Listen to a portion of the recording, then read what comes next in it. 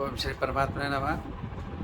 मैं प्रोफेसर हृदय अवस्थी आप सभी का Awasthi Ayurveda anatomy yoga and spirituality channel पर अपने परम पूज्य गुरु जी वेद मूर्ति तपोनिष्ठ गीता उपनिषद पुराण और धर्मशास्त्र और दर्शन शास्त्र के विशेषज्ञ प्रोफेसर पंडित भगवत शरण शुक्ल जी के साथ में हार्दिक स्वागत करता हूँ।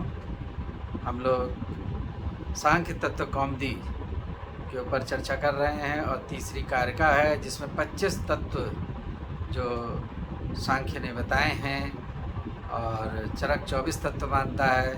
तो उन तत्वों का के ऊपर कारिका है और उसकी सरल व्याख्या गुरु जी करेंगे और उन तत्वों के बारे में बताएंगे। तो हम लोग चलते हैं अब गुरु जी की ओर।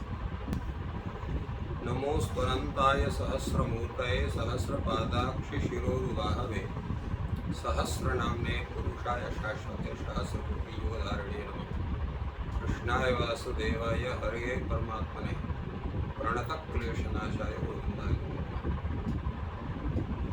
इस चैनल से संबद्ध सभी विद्वद्गण, सभी जिज्ञासु छात्रवृंद, सहृदय सज्जनवृंद एवं इस चैनल के संस्थापक तथा प्रबंधक आचार्य हरिहृदय अवस्थी, आप सभी का सांख्य शास्त्र के विचार परंपरा में स्वागत है।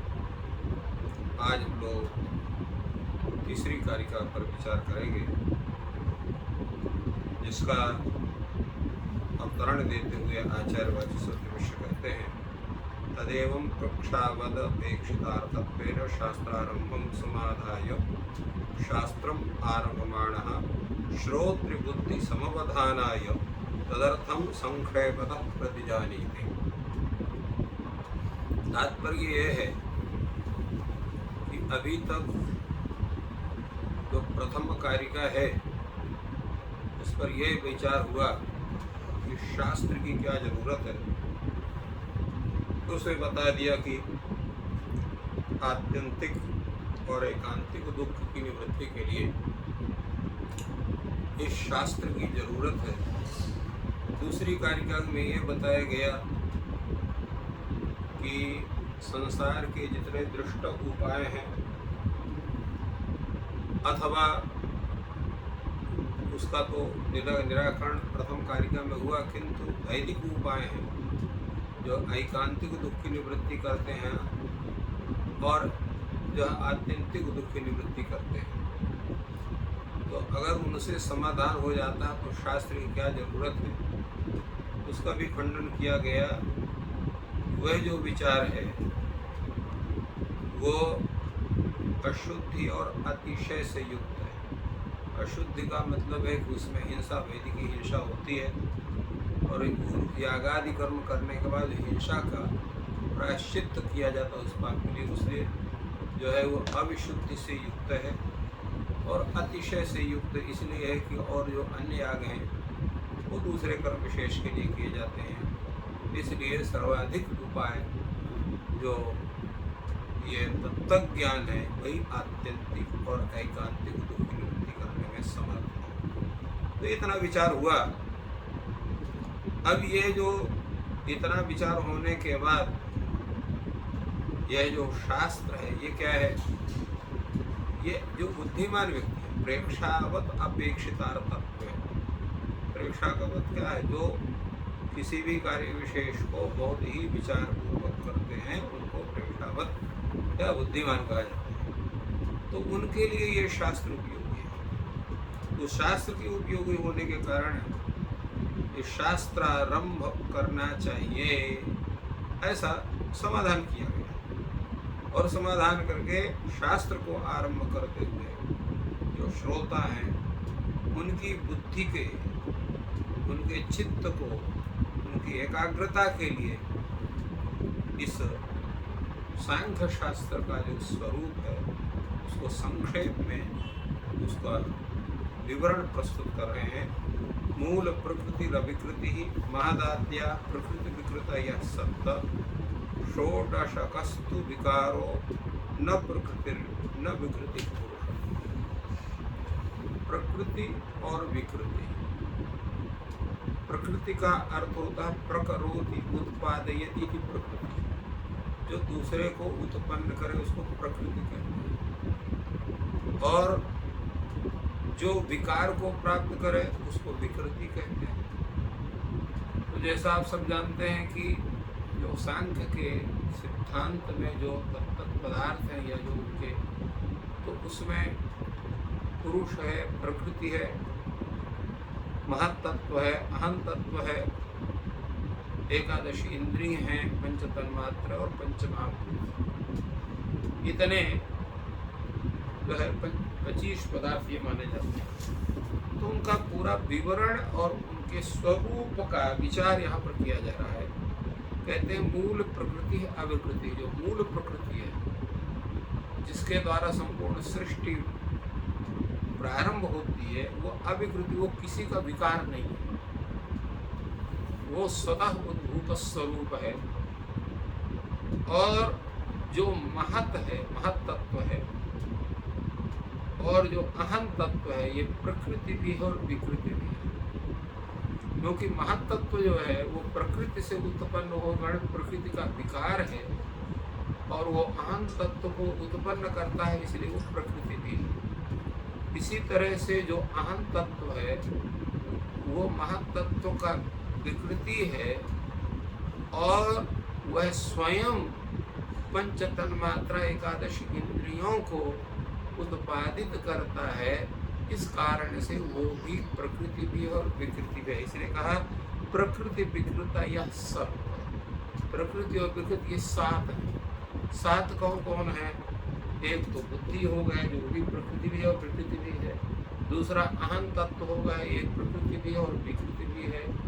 और तीसरा जो है वो 5 तत्व हो गए, अर्थात पंच तन्मात्रा, शब्द स्पर्श रूप रसगंध, ये प्रकृति भी और विकृति भी है।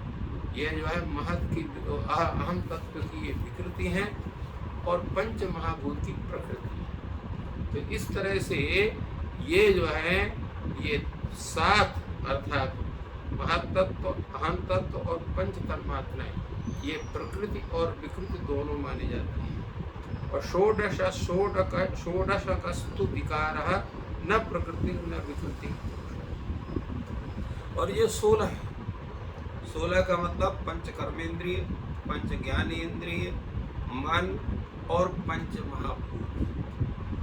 तो पंच कर्मेंद्रिय, पंच ज्ञानेंद्रिय 10 हो गए, पंच महाभूत ये 15 हो गए, और एक मन हो गया तो 16। तो ये 16 केवल विकार है, खाली विकृति है, ये प्रकृति नहीं।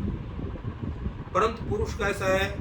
न वो प्रकृति है न विकृति, न किसी को उत्पन्न करता है न किसी से उत्पन्न होता है। तो इस तरह से ये 25 तत्वों के स्वरूप का विवेचन यहाँ पर हुआ।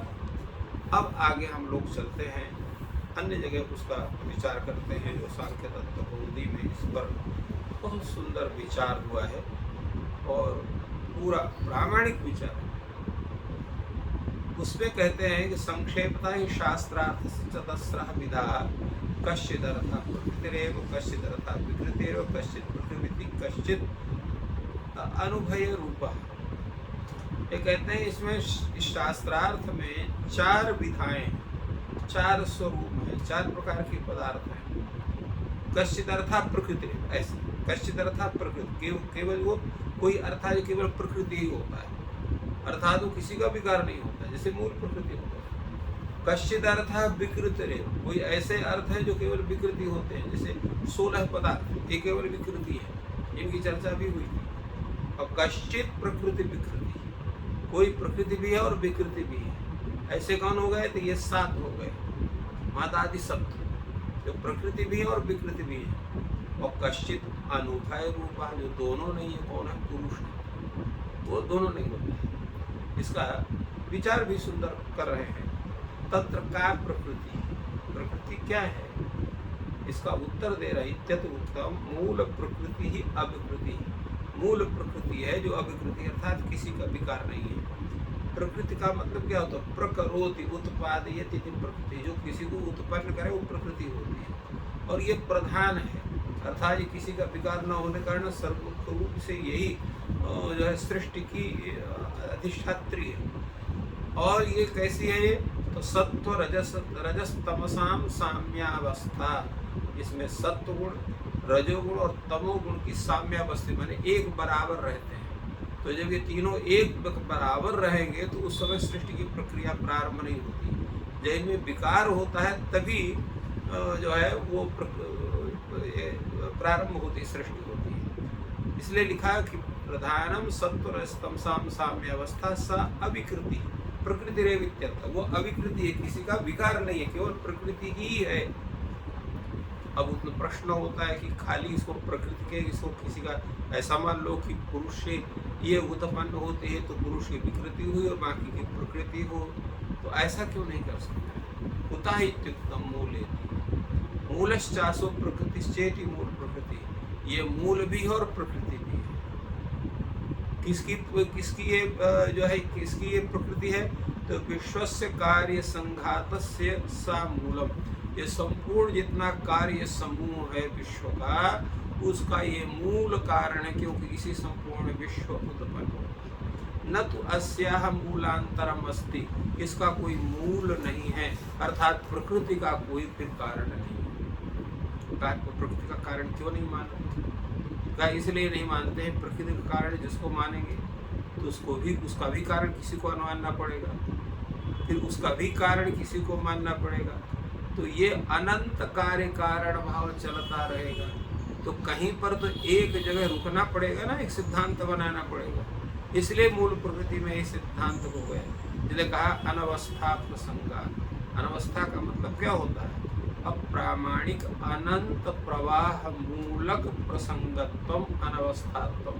जो अप्रामाणिक अनंत प्रवाह मूल की परिकल्पना है, जिसका अंत नहीं है, ऐसे प्रसंगों को अनवस्था कहते हैं।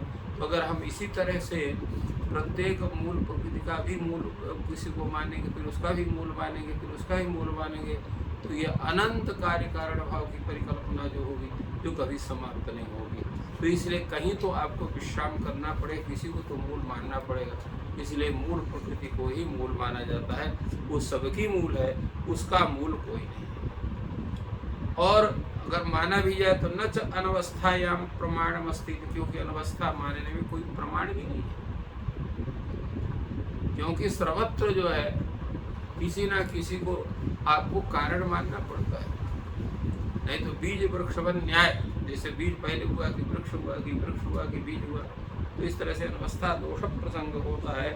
इसलिए इस तरह के प्रामाणिक कल्पना है तो चलो ठीक है, अप्रामाणिक अनंत प्रवाह मूल जहाँ प्रसंग है वो अनवस्था का स्वरूप है। इसलिए एक जगह आपको विश्रांति करनी पड़ेगी, जहाँ पर शास्त्र कहता है। तो शास्त्र मूल प्रकृति को ही संपूर्ण विश्व कार्य समूह, विश्व के कार्य समूह का कारण मानता है। इसलिए मूल प्रकृति ही जो है ये मुख्य है। कथमा पुनः प्रकृति विकृताया कियत्यश्च, ये विचार होता है कि प्रकृति भी जो है और जो विकृति भी है, अर्थात जो उत्पादकिया भी है और स्वयं उत्पाद्य भी है, वो कौन है और कितने हैं।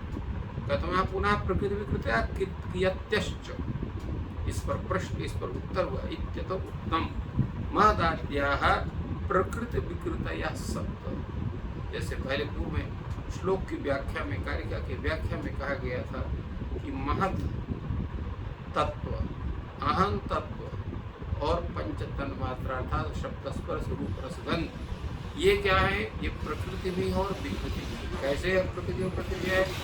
क्योंकि जो महत तत्व है वह प्रकृति का, मूल प्रकृति का विकार है,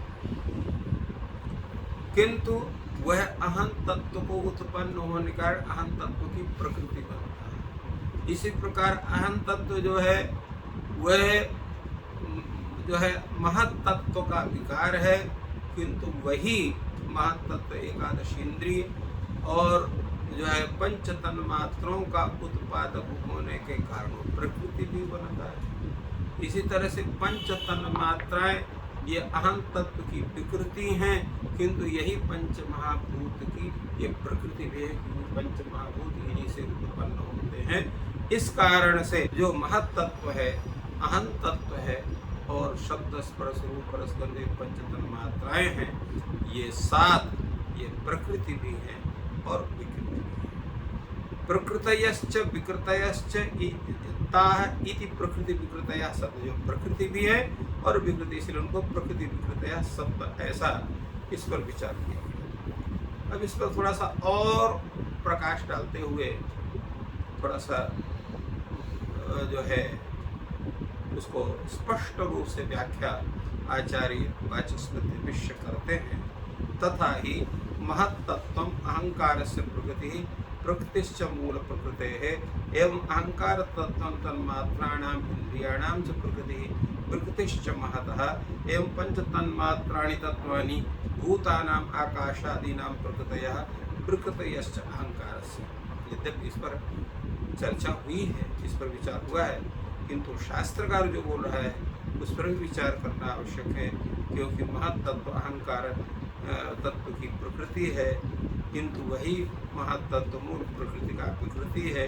इसी प्रकार अहंकार तत्व पंच तन्मात्रा अर्थात शब्द स्पर्श रूप रसगंध और एकादश इंद्रियों का प्रकृति है और महत्तत्व का विकृति है। इसी प्रकार पंच तन्मात्राएं जो है ये पंच महाभूत की जो है ये आकाशादि की ये प्रकृति है और अहं तत्व की विकृति है। इस तरह से इस पर आचार्य वाचस्पति विषय ने इसका विशद रूप से और स्पष्ट रूप से व्याख्यान किया। अब जो है आगे विचार होता है अथ का विकृतिरेव की यति च।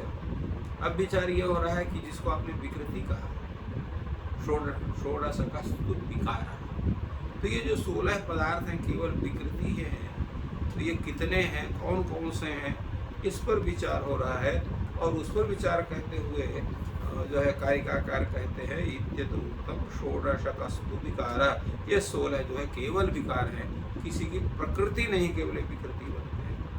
षोडश संख्या पर मिता गणा षोडश का, षोडशक का मतलब क्या आता है, षोडश संख्या से परिमित जो समुदाय है उसको षोडशक कहते हैं। अब यहाँ पर तू शब्द लिखा, षोडशकस्तु विकारा, तो तू का मतलब क्या होता है, तो तू शब्द अवधारणे भिन्न क्रमश्च, कहते हैं यहाँ पर जो है जो तू शब्द है, तू शब्द का यहाँ पर एव अर्थ, किंतु इसका संबंध जो है वो षोडकस्तु में षोडशक के साथ उस तू का संबंध न होकर के विकार के साथ संबंध, इसलिए इसका अर्थ होता है कि पंच महाभूत और एकादश इंद्रियां, ये जो 16 गण हैं ये विकार ही हैं, विकारः एव न तो प्रकृति, अर्थात खाली विकृति है, प्रकृति नहीं, क्यों किसी की उत्पादी का नहीं।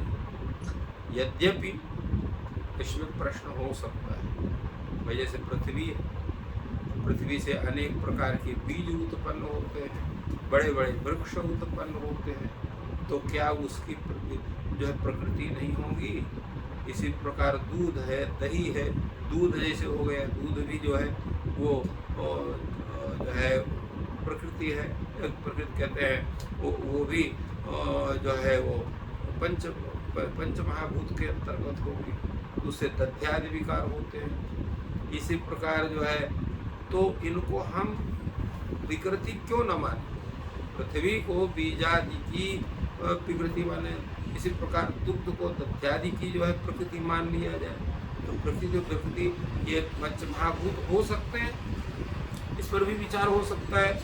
उस पर कहा गई बात सुनता ठीक है आपका, तथापि गवादयो बीजादयो वा न पृथिव्यादिभ्यस्तत्वांतरम, कहे जो गवादि हैं, गो आदि हैं, मनुष्य आदि हैं, ये जितने हैं जो पंच महाभूत से युक्त हैं, ये सब ठीक है। आप ये पृथिव्यादि के जो है ये उनसे उत्पन्न होते हैं, किंतु ये भी पृथ्वी है, पृथ्वी से अतिरिक्त नहीं,